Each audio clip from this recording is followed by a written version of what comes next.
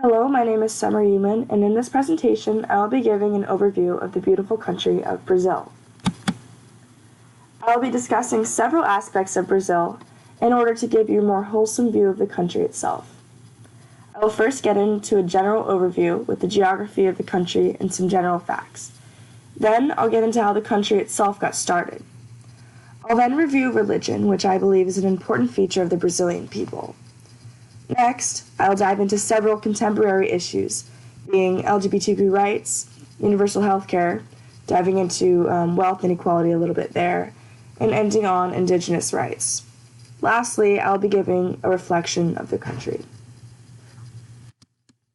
Brazil lies on the east coast of the South American continent, covering 4,500 miles of the Atlantic coast. Brazil is quite geographically diverse because it is so large.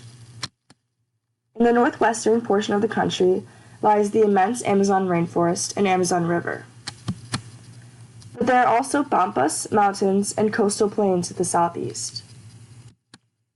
Brazil is a primarily Portuguese-speaking nation with a population of roughly 208 million people. The capital of Brazil is Brasilia, but the largest cities are Rio de Janeiro, with a population of 6.7 million, and Sao Paulo, with a population of 14.7 million people. Now let's dive into Brazil's rich and interesting history.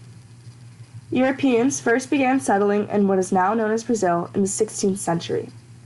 With the settlers came diseases that soon wiped out a large population of the indigenous people. Nonetheless, the Europeans began taking indigenous women as their partners, creating a largely mixed race culture that persists today. The European settlers, more specifically Portuguese, sought to bring an export economy to Brazil by starting a massive plantations and shipping the resources back to Europe. With this export economy came the massive growth of slavery in Brazil, aided by the transatlantic slave trade. The main export became coffee and sugar, with massive slave-using plantations to help this fast-growing economy. So how did Brazil go from being one of Portugal's export colonies to the great nation that it is today? Well, the story of Brazilian independence is a unique one, and it goes like this. When Napoleon invaded Portugal in 1807, the King Dom João of Portugal fled to Brazil with his family and arrived in Rio de Janeiro in 1808. Dom João brought a new age to Brazil, as he significantly opened up trade and commerce where there had been Portuguese restrictions before. When Napoleon was defeated and Dom João's mother died, he went back to Portugal and left his son Dom Pedro in charge. However, the Cortes, which is the law-making body in Portugal, felt that Dom João had given Brazil too much economic freedom and wanted to take back the privileges they had granted before. Dom Pedro was not in favor of this and began to start an independence movement. From 1821 to 1822, several Brazilian provinces, starting with Bahia, began to unite against the Portuguese rule and join the constitutional movement. In September of 1822, Dom Pedro declared independence from Portugal. Now let's cover some current aspects of Brazil's socio-political landscape. Religion is an important cultural aspect of any nation, and Brazil is no different. Brazil is an incredibly religious nation, even more so than its neighboring nations, with only 1% of its population not believing in God. Although Brazil is home to a plenitude of different religions, the primary ideology is Roman Catholicism, as Brazil has the highest number of Roman Catholics in the world. However, Brazil's religious landscape is changing rapidly. The number of Protestants in Brazil has skyrocketed, from just 5% of the population in 1970 to nearly a fourth of the population in 2010. The most pronounced group in the rise of Protestantism has been Pentecostalism. Half of Pentecostals are former members of the Catholic Church who switched over in order to find a closer personal connection with God. Another trend finds that more Catholics tend to be among an older generation, and the majority of the rural Brazilian citizens identify as Catholic. In comparison, younger and more urban Brazilians are more likely to identify with a religion other than Catholicism. This may be because city dwellers are exposed to a more diverse environment, and younger people tend to be more impressionable in terms of conversion. It is clear that religion has a crucial role in Brazil's culture.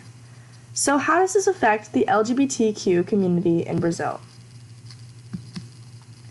The LGBTQ community in Brazil has come a long way in the past 10 years in regards to gaining rights. Same-sex marriage was legalized in 2013, and gender changes have become legitimized. Under President Rousseff, the community saw an advancement in their rights and recognition, even though the nation was still the deadliest place to be a transgender. However, along with this gradual gaining of rights has come a backlash from traditional groups such as evangelicals, which have grown to a third of the country with the rise of Protestantism. Furthermore, with the election of Jair Bolsonaro, a man who is a self-proclaimed homophobe, the backlash has been legitimized and made acceptable. Since Bolsonaro's election, there has been serious fear spreading through the LGBT community that their rights will be taken away and that they'll be victims of the country's high rate of LGBTQ hate crimes. Some bills that propose invalidating same-sex families in need of health care and welfare have been brought to light under Bolsonaro's new administration. Although LGBTQ rights have been on thin ice in Brazil, the nation has made a step for universal rights in another area, healthcare. Ever since Brazil's 1988 constitution, Brazil's healthcare has been made universal and accessible by all people within Brazil, even foreigners. Since the emergence of public healthcare in Brazil, life expectancy has increased, and infant mortality rates have decreased substantially. Although there have been improvements, public health care in Brazil pales in comparison to its private sector, which richer Brazilians tend to rely on. Because Brazil is such a diverse and massive nation, it's difficult for the government to provide equal access to all of its citizens, rural to urban. The 60% of the country that do utilize the public medical centers mostly just receive vaccinations and emergency care. However, the public centers tend to focus on preventative care in the communities, which is helpful for implementing healthy practices within poorer communities.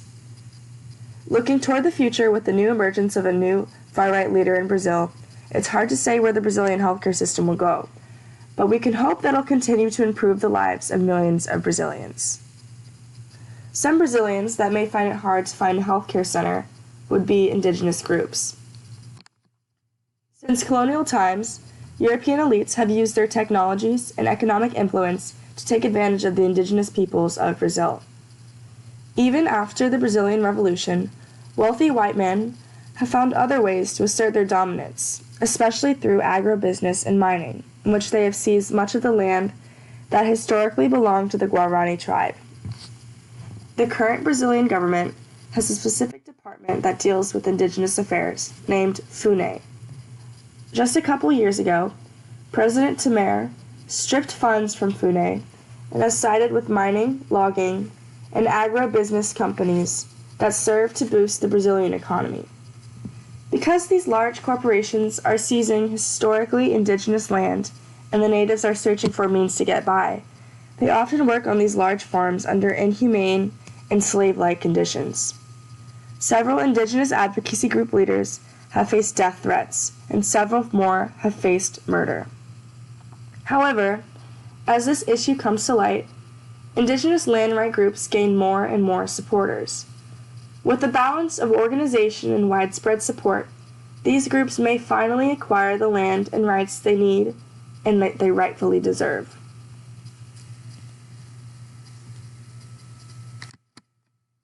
As we gather a more wholesome view of Brazil, it's incredibly important to tune in to how the various cultural and political aspects of this nation have put it into the place that it is today. The people of Brazil have faced numerous hardships, specifically the indigenous peoples and the economically disadvantaged. Although much progress has been made when it comes to the rights of indigenous, LGBTQ, and low-income Brazilians, the election of new Jair Bolsonaro may force these groups several years back on the timeline of progress. However, if we continue to educate people around the world on these issues, and on Brazil in general, Perhaps people will begin to pay more attention to these injustices and fight back, creating a more inclusive and just nation. Thank you.